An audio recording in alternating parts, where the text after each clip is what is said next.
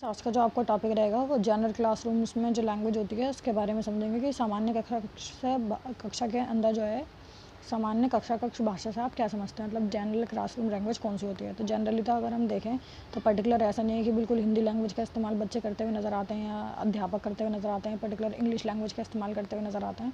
तो हम क्लासरूम में एक तरीके से जो है मिक्स लैंग्वेज का इस्तेमाल भी कर लेते हैं अपने भाव को या फिर विचार को प्रकट करने के लिए, बताने के लिए, दूसरे की बात को समझने के लिए, मतलब एक साधन के रूप में हम इस्तेमाल कर रहे हैं भाषा को। तो यही एक तौर पर जो है आपका सामान्य कक्ष भाषा के नाम से जाना जाता है। लेकिन अपने आप में हमें पता होना चाहिए कि भाषा क्या होती है। तो भाषा क्या एक तरीके का जो है मनुष्य की अगर हम बात करें तो हमारे विचारों को प्रकट करने और दूसरे के विचारों को समझने का जो साधन होता है, ख़ास तौर से जो कम्युनिकेशन का जो एक तरीका है वो भाषा ही है, इसके अलावा कुछ नहीं है। तो अलग अलग डेफिनेशन दिए हुए हैं यहाँ पर, जैसे कि स्वीट के अनुसार भाषा स्वर ध्वनि के द्वारा विचारों का अभिव्यक्तिकरण करता है। मतलब जितने भी हमारी स्वर की जो ध्वनियाँ वगैरह होती हैं इनसे मिल कर शब्द बनाते हैं, शब्दों के साथ ही हम जो है अपने विचारों को अभिव्यक्त कर देते हैं। तो इसी को भाषा के नाम से जाना जाता है। नेक्स्ट है पतंजलि मुनि के अनुसार कि भाषा एक तरीका का क्या है, व्यापार है, जिससे हम वर्णात्मक या फिर व्यक्त शब्दों द्वारा जो है अपने विचारों को प्रकट कर सकते हैं। मतलब घुमा फिरा कर किसी भी तरीके से आप देख लो, भाषा सिंपली क्या है, एक तरीके का साधन है जिसके थ्रू आप अपने विचारों को किसी दूसरे को समझाते हुए नज़र आओगे या किसी दूसरे के विचारों को खुद समझते हुए नज़र आओगे।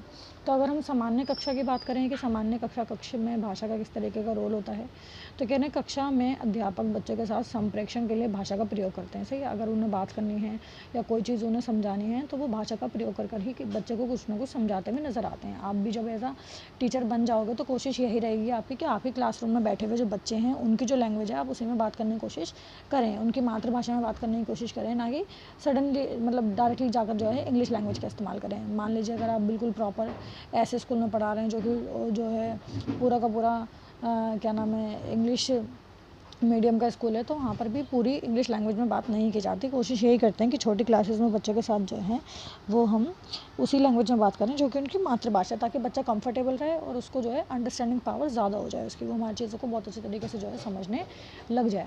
नेक्स्ट करें अगर हम यही बात करें कि कक्षा में अध्यापक को उसी भाषा का प्रयोग करना चाहिए जिस भाषा का प्रयोग जो है बच्चे करते हैं, क्योंकि हम जानते हैं कि हमारा एजुकेशन सिस्टम चाइल्ड सेंटर्ड है।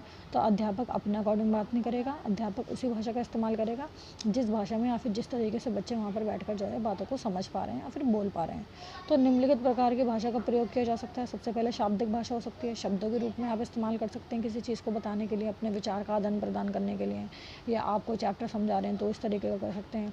आपको बोलना है या फिर सुनना है, अध्यापक किसी चीज़ को एक्सप्लेन करता हुआ नज़र आ रहा है या किसी चीज़ का जो है एग्जाम्पल ले रहा है, उदाहरण ले रहा है, किसी पर्टिकुलर चीज़ का उच्चारण कर रहा है। लेकिन शाब्दिक भाषा में एक चीज़ का आपको ध्यान रखना पड़ेगा कि आपका उच्चारण हमेशा शुद्ध होना चाहिए। आप अशुद्ध उच्चारण वाली चीज़ें नहीं बोल सकते। सही है, प्रोनाउंसिएशन पर आपको बहुत ध्यान रखना पड़ेगा। अगर आपका प्रोनाउंसिएशन बहुत ज़्यादा ख़राब है तो अब शाब्दिक भाषा का इस्तेमाल करने का कोई तुक ही नहीं बैठता। अगर आप गलत इस्तेमाल करेंगे तो बच्चा भी गलत ही सुनेगा और गलत ही पढ़ेगा और सीखेगा भी उस चीज़ को गलत। इसलिए जितने भी बिहार के लोग होते हैं, बाहर से आकर जब टीचर दिल्ली के अंदर पढ़ाता है तो बच्चों को काफ़ी ज़्यादा प्रॉब्लम महसूस होती है, क्योंकि कभी कभी वो शाह को शाह बोल देते हैं। सही है, तो उनका थोड़ा सा जो शाब्दिक रूप होता है चीज़ों को समझाने का वो थोड़ा सा अलग होता है, क्योंकि वो यूपी लैंग्वेज का इस्तेमाल करते हैं, उनका बोलने का तरीका ही ऐसा, उनकी जो बोल चाल है वो उसी तरीके की है, तो वो चीज़ उसके अंदर आ जाती है। तो दिल्ली का बच्चा अगर हम बोलें कि हरियाणा में बहुत बेहतर पढ़ लेगा जाकर या बिहार में बहुत बेहतर पढ़ लेगा, तो नहीं पढ़ सकता है। सही है। अशाब्दिक भाषा का मतलब क्या होता है, यहाँ पर आप जो है शाब्दिक भाषा के अलावा कक्षा में अशाब्दिक भाषा का भी प्रयोग किया जा सकता है। अशाब्दिक भाषा को मौन भाषा के नाम से भी जानते हैं। इस भाषा के अंतर्गत शरीर के अंगों का उपयोग करते हैं, संकेतों का उपयोग करते हैं, जिसे हम कोड वर्ड की लैंग्वेज बोल देते हैं ना, कि भाई कोड में बात करेंगे। सही है, इशारों में बात करना जिसे हम बोल देते हैं। तो ये जो इशारों में बात करने वाली चीज़ होती है वो अशाब्दिक भाषा ही कहलाई जाती है हमारी। सही है, तो शरीर के अंगों का ज़्यादातर उपयोग करते हैं, चेहरे के हाव भाव का उपयोग करते हैं। सही है, इस चीज़ों का उपयोग कर जो है हम बातचीत कर सकते हैं। चेहरे के हाव भाव यानी कि जो है हमारे जो चेहरा होता है उससे भी हमारे चीज़ों के बारे में पता लग जाता है। अभी यहाँ पर ये इशारे नहीं हैं, यहाँ पर आपके चेहरे के ऊपर पड़ने वाला जो है आपका इम्प्रेशन है कि आपके चेहरे पर किस तरीके का प्रभाव पड़ा हुआ है। जैसे अगर कोई बहुत ज़्यादा सैड होता है तो उसके चेहरे से हम पता लगा सकते हैं कि ये बहुत ज़्यादा सैड है। चेहरे से ही हमें ये भी पता लग जाता है कौन सा इंसान बहुत ज़्यादा खुश है, अचंभे में है, उसे एकदम से किस चीज़ की एक्साइटमेंट हो रही है, या फिर किसी चीज़ से वो बहुत ज़्यादा परेशान है। सही है, टेंस्ड है, मतलब हम चेहरे के हाव भाव से पहचान बताएंगे आखिर उसके इमोशंस किस तरीके के रहे होंगे या कौन सी चीज़ से वो गुजर रहा है। ये वाली चीज़ों के बारे में बात करेंगे। नेक्स्ट होता है वाणी संकेत। सही है, छात्रों के अनुक्रियाओं के लिए हाँ या ना में सर हिलाना और ये सारी चीज़ों का जवाब देना, हाथ के इशारों से करना, ये सारा वाणी संकेत कहलाया जाता है। मतलब आप कोई चीज़ बोलना चाहते हैं और वो शब्द सीधा सा आप उपयोग कर देंगे अपने जो है शरीर के अंगों का उपयोग करके। आपने गर्दन को ऐसे हिलाया तो मतलब ना कर रहे हैं, सीधा हिलाया मतलब आप चीज़ पर हाँ कर रहे हैं। फिर होता है चित्र। आप जो है ड्राइंग्स के माध्यम से बाकी सारी चीज़ों के माध्यम से भी अपने विचारों को अभिव्यक्त कर सकते हैं। अब देखो जितने भी पुराने ये लिपियाँ वगैरह बनी हुई हैं या पुरातत्व जो हमारे पास जितना भी साधन है, जो पुराने पुराने पिरामिड्स हैं, मंदिर मिलते हैं, उनके ऊपर जो पत्थर मिलते हैं, तो आप देखो कि महाभारत की जो लड़ाई हुई थी या जितना भी ये पुराना जितना भी आपका काल है, तो इसके जो हमें अवशेष मिले हुए हैं वो इसी तरीके से तो मिले हुए हैं। हड़प्पन पीरियड में लोगों ने क्या करा था, दीवारों पर जो है खोद खोद कर ड्राइंग्स बनानी शुरू कर दी थी। तो इसी वजह से हम जानते हैं उस टाइम पर कि उस टाइम के लोग किस तरीके की वेशभूषा पहना करते थे, वहाँ पर शादियाँ किस तरीके से होती थी, राजाएँ किस तरीके के होते थे, मुद्राएँ कैसी होती थी।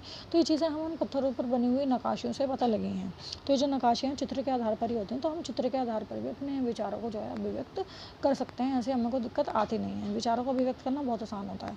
आप किसी भी चीज़ का इस्तेमाल कर अपने विचारों को बता सकते हैं। अगर कोई गूंगा या बहरा है तो इसका मतलब ये नहीं कि वो अपने विचारों को व्यक्त नहीं कर सकता, वो भी कर सकते हैं, उनके पास साइन लैंग्वेजेस होती हैं। सही है, तो बहुत सारे अलग अलग जो हैं वो तरीके होते हैं। नेक्स्ट जो है वो है what do you understand by literature. साहित्य का मतलब क्या होता है। बहुत बार हमने जो है हिंदी में पढ़ा होगा कि साहित्य है और साहित्य का क्या उपयोग होता है करिकुलम में खासतौर से। सही है, भाषा में इसका क्या महत्व होता है। तो अगर हम भाषा को बहुत ज़्यादा बेहतर करना चाहते हैं तो ये तो सब जानते ही हैं कि छोटा सा ना सिखा दोगे आप, उसके बाद डिक्टेशन दे दो, उसके बाद अच्छे अच्छे न्यूज़पेपर और साहित्य पढ़ना बहुत ज़्यादा ज़रूरी है जिसमें अच्छी भाषा का उपयोग हुआ हो। तो जहाँ पर इतनी ज़्यादा अच्छी भाषा का उपयोग होता है तो वहाँ पर हमारा जो है शब्दों का शुद्ध उच्चारण आ जाता है। और उसके साथ साथ अगर हम देखें उच्चारण के साथ साथ भी तो किस तरीके से बच्चा जो है ना बातचीत करेगा किसी दूसरे से। सही है, तो जो एक्चुअल में जो शाब्दिक प्रवृत्ति होती है ना चीज़ों की, भाषा की खासतौर से जो पकड़ होती है वो साहित्य से ही आती है, वो लिटरेचर से ही आती है। इसलिए बच्चों को स्टोरीज़ वगैरह पढ़ाई जाती हैं। आप देख लो फर्स्ट क्लास से लेकर 12th क्लास तक भी अगर आप पढ़ोगे और अगर आप हिंदी पढ़ रहे हो तो आपके पास दो तरीके की बुक होंगी। एक ग्रामर बुक लगाई जाती है, एक आपको स्टोरी टेलिंग की बुक लगाई जाती है। तो जो स्टोरी वाली टेलिंग की बुक है वो तो साहित्य ही है ना अपने आप में वो क्या है, एक तरीके का लिटरेचर है। तो लिटरेचर का अपना यानी कि बहुत ज़्यादा रोल होगा। सही है, वास्तविक एक तरीके से जो है भाषा के सिद्धांतों को पूर्ण रूप से सही करने के लिए। तो कह रहे हैं बहुत से विद्वानों ने साहित्य की परिभाषा दी है। ये एक व्यापक परिभाषा के अनुसार साहित्य छपी हुई पुस्तकें हैं जो समाज का आईना दिखाती हैं। वह सांस्कृतिक दस्तावेज़ों को भी दिखाती हैं जो कि किसी देश का समाज की संस्कृति को समझने में सहायता करती है। सही है, साहित्य का मतलब क्या है, सिंपली एक तरीके की बुक्स ही हैं जिसके अंदर जो है आप किसी देश का या किसी पर्टिकुलर क्षेत्र का एक तरीके का आईना दिखा सकते हैं, वहाँ के समाज का, वहाँ की संस्कृति का। तो साहित्य पढ़ कर हम हमारी संस्कृति से जुड़े रहें, लेकिन वहाँ पर इतनी अच्छी शब्दों का या भाषाओं का उपयोग होता है, परिभाषाओं का उपयोग होता है कि उसकी वजह से हमारा शाब्दिक ज्ञान भी बढ़ जाता है, यानी कि भाषा पर हमारी काफ़ी अच्छी पकड़ हो जाती है। कह रहे हैं कुछ भाषावादियों का मानना है कि किसी भी पुस्तक का स्वयं का कोई अर्थ तब तक नहीं होता जब तक कि पढ़ने वाला उसका अर्थ नहीं समझता। सही है, एक कला ना हो तो पुस्तक में इसको लिखने वाले ही सृजनात्मक दिखाई देते हैं। भाषा की कक्षा में साहित्य की आवश्यकता क्या हो सकती है। Need of literature in language classroom. कह रहे हैं साहित्य एक वास्तविक विषय वस्तु है, बच्चों को साहित्य को पढ़ने का अनुभव प्रदान करती है। एक तो सही है, क्योंकि साहित्य से ही उनको उन भाषाई कौशलों का विकास होता है। सही है, क्योंकि भाषा का मेन उपयोग जो है वो स्टोरी में ही किया जाता है। प्रेजेंट, पास्ट, फ्यूचर सारे टेंसेस आपको नज़र आएंगे, तरह ग्रामेटिकल चीज़ें वहाँ पर नज़र आएंगी। तो कहीं ना कहीं आपका रीडिंग जो कॉम्प्रिहेंशन वाला पार्ट है वो स्टोरी टेलिंग से बहुत ज़्यादा क्लियर हो रहा है। शाब्दिक ज्ञान भी हो रहा है, प्लस आपका जो है लैंग्वेज का डेवलपमेंट भी वहीं पर हो रहा है साहित्य पढ़ने की वजह से। सही है, और स्वभाव भी आपका चेंज हो रहा है क्योंकि आप अपनी संस्कृति से भी जुड़ रहे हो, अपने समाज की चीज़ों को भी जान रहे हो स्टोरी की वजह से। कह रहे हैं साहित्य से आपसी अंतःक्रियाएं प्रोत्साहित होती हैं। साहित्यिक पुस्तकों की विषय वस्तु में कह रहे हैं कई अर्थ निहित रहते हैं। इनको पढ़कर बच्चे अपने विचारों को एक दूसरे के सामने अभिव्यक्त कर सकते हैं। साहित्य भाषा के बारे में जागरूक बनाता है। सही है, जागरूक भी बनाता है, ये भी बहुत इंपॉर्टेंट है। जागरूक तो बनाएगा क्योंकि उसमें भाषा का इस्तेमाल होता है। कह रहे हैं उदाहरण दिए जा सकते हैं कि उनकी भाषा को पढ़ने में सहायता मिलती है एक तरीके से। इसलिए तो आप देखो बहुत सारे टीचर्स आपको ये बोलते हुए नजर आएंगे, खासतौर से जो लैंग्वेज टीचर है, हिंदी का है तो बोलेगा हिंदी का अखबार पढ़ा करो। सही है, नॉवेल्स पढ़ा करो। इंग्लिश का है तो इंग्लिश वाले भी यही बोलते हैं नॉवेल्स पढ़ा करो जी इंग्लिश में, सही है, इंग्लिश का न्यूज़पेपर पढ़ा करो, हिंदी इंग्लिश दोनों न्यूज़पेपर पढ़ा करो। इससे क्या होता है, जब हम उसको पढ़ते हैं तो भाषा पर हमारी पकड़ जो है काफ़ी अच्छी हो जाती है। अब हम इतने बड़े हो गए हैं कि हमें कोई ऐसा तो है नहीं कि खड़े होकर रीडिंग करवाएगा, तो रीडिंग घर पे भी खुद ना खुद जो है, खुद से हम किस तरीके से किस प्रकार करेंगे, तो वो सारी चीज़ें जो हैं वो साहित्य के साथ भी पूरी हो सकती हैं। कह रहे हैं साहित्य बच्चों को अभिप्रेरित भी करता है, सेल्फ मोटिवेट भी करता है कहीं ना कहीं। अब कब बात करते हैं कि मॉडल्स कौन कौन से लिटरेचर इन क्लासरूम, तो व्यक्तिगत विकास प्रतिमान होता है। सही है, व्यक्तिगत विकास की प्रक्रिया बहुत ज़्यादा अच्छी हो जाती है, बच्चों के अंदर भाषा का विकास बहुत ज़्यादा अच्छा हो जाता है। बल दिया जाता है साहित्य को पढ़ाने पर कि बच्चों का कहीं ना कहीं व्यक्तिगत विकास भी कर सकें। सही है, इसके साथ साथ क्योंकि देखो स्टोरीज़ ऐसा नहीं है कि हमेशा स्टोरी ऐसी होगी जिसको आप आपका समाज की संस्कृति ही दिखाई जा रही होगी। कुछ स्टोरीज़ ऐसी भी होती हैं जिसकी वजह से देशभक्ति की भावना, अपने देश के प्रति आपका क्या रिस्पॉन्सिबिलिटी है, आप अपने देश के लिए क्या कुछ कर सकते हैं, या अपना स्वभाव ही किस तरीके से बदल जाता है। बहुत सारी स्टोरीज ऐसी होती हैं जहाँ बच्चे का स्वभाव चेंज हो जाता है इन स्टोरीज़ को पढ़कर, सेल्फ मोटिवेटेड हो जाते हैं बहुत ज़्यादा। सही है, अपने ऊपर ही उनका ध्यान चला जाता है कि हम भी तो इस तरीके से बन सकते हैं, या हम भी तो सक्सेसफुल हो सकते हैं। कभी कभी तो बच्चों को अपनी ज़िंदगी का एम भी साहित्य पढ़ पढ़ के ही मिल जाता है। कुछ साहित्यों में इतने ज़्यादा डूबे हुए होते हैं लोग कि अपने आप में पोइट्री करना शुरू कर देते हैं। मतलब हैबिट्स और इनकी जो आपकी जो है, अगर हम कहें तो करिकुलर एक्टिविटीज़ जो होती हैं बहुत ज़्यादा इंक्रीज़ हो जाती हैं बच्चों की इन चीज़ों से। तो ये वाली चीज़ होगी। दूसरा होगा भाषा प्रतिमान। साहित्य पढ़ने में कक्षा में क्या फ़ायदा होता है कि भाषा पर पकड़ बहुत अच्छी हो जाती है, शाब्दिक ज्ञान पर बच्चों की पकड़ बहुत अच्छी हो जाती है। तो बच्चों को एक्स्ट्रा सच कुछ हमें कराने की ज़रूरत नहीं है। देखो डिक्टेशन तीसरी चौथी क्लास तक बोली जाती है, मैक्सिमम कोई कोई पाँचवीं छठी में भी बोल सकता है, कोई ढीठ हो तो। सही है, लेकिन डिक्टेशन छोटी क्लासेस में ही बोली जाती है। बड़ी क्लासेस में होते होते डिक्टेशन बोलना कम हो जाता है। इसी वजह से कि आप जितने बड़े होते चले जाते हो, आपकी बुक्स उतनी ज़्यादा स्पेसिफाइड हो जाती हैं, उनके अंदर स्टोरीज इतनी अच्छी अच्छी दे दी जाती हैं कि उन स्टोरीज़ को पढ़कर ही आपका भाषा पर अपनी पकड़ जो है बहुत अच्छे से बन सकती है। तीसरी चीज़ क्या आती है बेटा, सांस्कृतिक प्रतिमान। सांस्कृतिक प्रतिमान का मतलब होता है कि आप जब साहित्य पढ़ते हैं तो आप अपने समाज में हो रही चीज़ों को बहुत अच्छी तरीके से समझते हैं कि समाज में कैसी चीज़ें हो रही हैं। तो जब समाज में इतनी ज़्यादा चीज़ें अच्छी हो जाती हैं, सही है, समाज हमारा किस तरीके से है, आज से 800 साल पहले समाज कैसा रहा होगा, आज भी क्या हमारे समाज में उसी संस्कृति का उपयोग किया जाता है, क्या आज भी हम वही सारी चीज़ें अपना रहे हैं, तो कहीं ना कहीं ये सारी चीज़ें जो हैं घुल मिलाकर जो है ना हमें हमारी संस्कृति की तरफ भी लेकर जाते हैं। इसलिए बोलते हैं कि साहित्य क्या है, एक परंपरागत जो है एक तरीके का उपागम है, साधन है, जिसके थ्रू व्यक्तिगत विकास भी हो रहा है, भाषा का विकास भी हो रहा है, बच्चा अपनी संस्कृति के साथ भी जुड़ रहा है, क्योंकि वो अपने समाज को बिल्कुल अपने सामने देख पा रहा है। जब बिल्कुल अपने सामने है, अपने समाज को देखेगा तो उसके अंदर काफ़ी ज़्यादा चेंजेस जो हैं आपको देखने के लिए मिलेंगे ही मिलेंगे। सही है, ये चेंजेस आते ही हैं और बच्चों के अंदर ये चेंजेस आना बहुत ज़्यादा ज़रूरी है, क्योंकि देखो सामाजिक और सांस्कृतिक विकास बच्चे का होना बहुत ज़्यादा ज़रूरी है। और ये सांस्कृतिक और सामाजिक विकास ना बेहतर तभी हो सकता है जब उनको बेहतर चीज़ें मिलेंगी, तो साहित्य को इसलिए जोड़ा जाता है साहित्य में। सही है, अब बात करते हैं भाषा संबंधित पाठ्य पुस्तक। अगर आपको लैंग्वेज पढ़ानी है तो कौन कौन सी बुक्स का इस्तेमाल कर सकते हैं या कैसी चीज़ें हो सकती हैं। जैसे देखो यहाँ लिखा है सिंपली, कह रहे हैं काफ़ी समय से पाठ्य पुस्तक अध्यापकों और छात्रों के हाथों में मुख्य साधन रहा है। अगर पुस्तक नहीं होती तो करिकुलम यानी कि पाठ्यक्रम के जो मेन उद्देश्य हैं उनकी पूर्ति है तो ज़्यादा प्रॉब्लम आती है।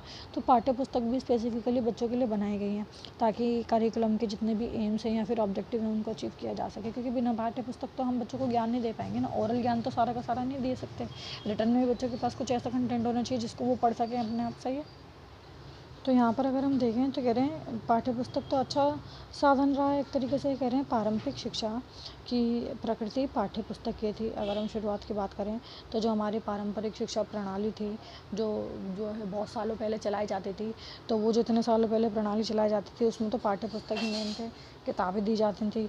आजकल तो हमने अपनी एजुकेशन पॉलिसी को इंक्रीज़ किया है, हम स्किल डेवलपमेंट प्रोग्राम कराते हैं, बाकी अदर प्रोग्राम भी कराते हैं, तो अब जाके कराते हैं। इससे पहले तो हमने सच कुछ नहीं कराया। सही है, हमारा सच कुछ नहीं रहा है कि हमें ये सारी चीज़ें जो है करवाएं या फिर कुछ भी करवा सकें। सही है, अब जाकर हमने जो है इन सारी चीज़ों पर ध्यान देना शुरू करा है। तो पहले तो सब चीज़ें जो हैं बुक्स पर ही डिपेंड हुआ करती थी, बुक्स के अलावा तो बच्चों को कुछ और नहीं दिया जाता था। कह रहे हैं पाठ्य पुस्तकों को शिक्षा का आरंभ व अंत सब कुछ जो है समझा जाता है और बहुत सी स्थितियों में इन्हें अभी शिक्षा की प्राप्तियों के रूप में भी प्रयोग किया जाता है। कह रहे हैं शिक्षा में आधुनिक रूप से अगर हम बात करें सिंपली कि जो शिक्षा का आधुनिक रूप है, सही है, आधुनिक रूप में व्याकरण की पुस्तक हो सकती है, सही है। रचना और जो है व्यवहारिक कार्य की पुस्तक हो सकती है। नाटक की, कहानी की, एकांकी आदि की भी पुस्तक हो सकती है। 3 तरीके की पुस्तकों का इस्तेमाल हम जो है वो कर सकते हैं भाषा के जो है भाषा को पढ़ाने के लिए क्लासरूम्स के अंदर। अब बात करते हैं कि पाठ्य पुस्तक की विशेषताएं क्या क्या हो सकती हैं। कोई अगर एक पाठ्य पुस्तक है तो उस पर किस चीज़ों पर जो है ज़्यादा ध्यान देना चाहिए। अब यहाँ पर नॉर्मल पाठ्य पुस्तक के बारे में बात नहीं कर रहे हैं, ऐसी पाठ्य पुस्तकों के बारे में बात कर रहे हैं जो लैंग्वेज को पढ़ाने में हेल्प करेंगी। तो लैंग्वेज को पढ़ाने में हेल्प करेंगी, सबसे पहले आप अपने दिमाग में ही रखें कि उन पाठ्य पुस्तकों में शब्दों का उच्चारण और शब्दों की जो रचना की जाए वो बिल्कुल शुद्ध रूप से होनी चाहिए, अशुद्ध नहीं होनी चाहिए। क्योंकि अगर बुक्स के अंदर भी कुछ चीज़ें अशुद्ध लिखी होंगी, शब्दावली या फिर व्याकरण है, तो जितने भी प्रेरणात्मक चीज़ें होंगी वो सब अगर अशुद्ध होंगी तो बच्चा भी तो अशुद्ध ही सीखेगा। तो पहली बात तो अगर आप बुक्स पर ही बच्चों को डिपेंड करा रहे हो तो बुक्स आपकी स्पेसिफाइड बहुत अच्छी होनी चाहिए।